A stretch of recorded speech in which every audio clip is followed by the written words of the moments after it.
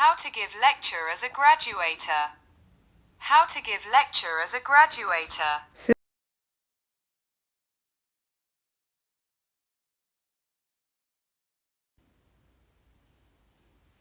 Good morning, ladies and gentlemen.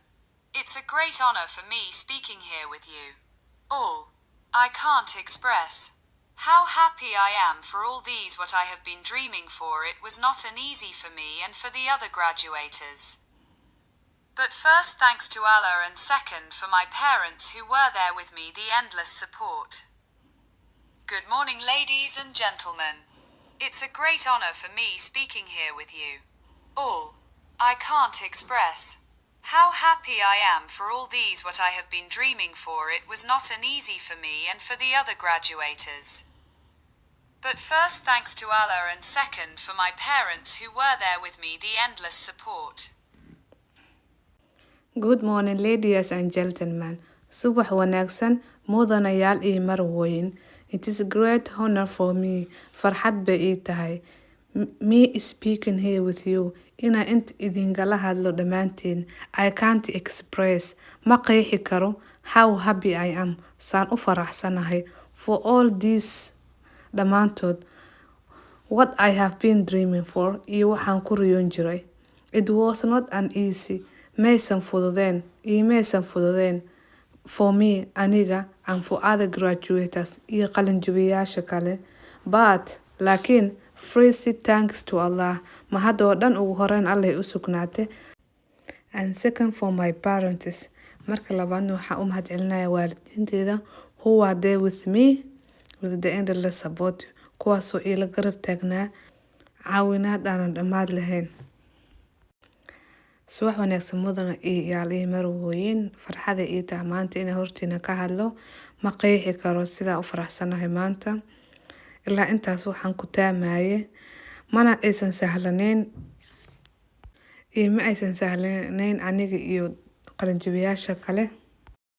Ugu horeyn waxaan u mahadcelinayaa Allah subxaanahu wa tacaala. Marka labaad waxaan u mahadcelinayaa waalidiinteyda oo ila garab taagnaa caawinaad aanan dhammaad lahayn.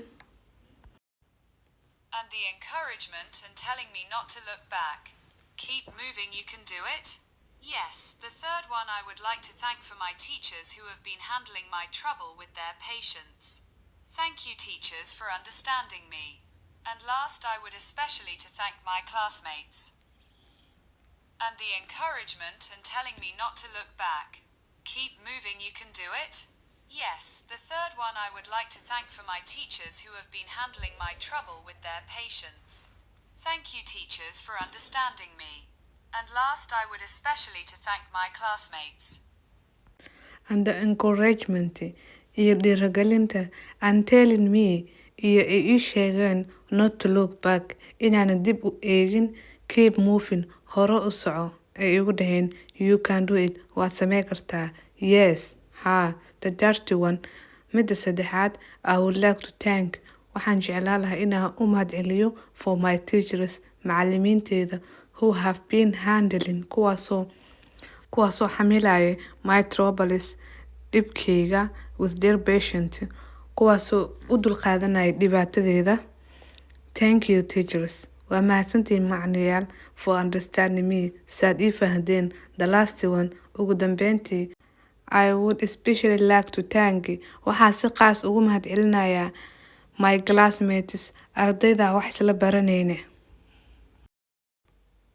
My classmates for make the school one of the most fun and rewarding experience of my life.